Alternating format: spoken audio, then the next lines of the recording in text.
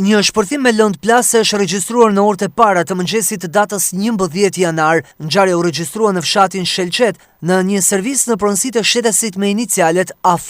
Ky shtetas ka konstatuar të dëmtuar derën kryesore të servisit duke njoftuar policin. Grupi hetimor në drejtimin e prokurorisë ka mbërritur në vendngjarje duke kryer veprimet për sqarimin e rrethanave, ku paraparkisht dyshohet se është vendosur lëndë plasëse, që ka shkaktuar fatmirësisht vetëm dëme materiale pa pasojë në jetë njerëzish. Ana e policisë po punohet për identifikimin dhe kapjen e autorit apo autorëve të kësaj ngjarje, ndërsa drejtuesi i servisit ka deklaruar se nuk ka konflikte me njeri. Ndërkohë në 24 orët e fundit, specialistët për hetimin e krimeve në Shkodër ndaluan një 24 vjeçar me inicialet GB, pasi gjykata e shkallës së parë i ka caktuar masën e sigurimit arrest në burg për veprat penale, plagosje lehtë me dashje dhe futja ose mbajtja e sendeve të ndaluara në institucionet e ekzekutimit vendimit në burgim. Në Malësi të Madhe, po këta specialist ekzekutuan vendimin për 33 vjeçarin me inicialet JM banues në Melgush, pasi gjykata e Shkodrës e ka dënuar me 2 muaj burg për veprën penale të drejtimit të mjetit në mënyrë të parregullt. Materialet për këtë rast i kaluan prokurorisë për veprime të mëtejshme.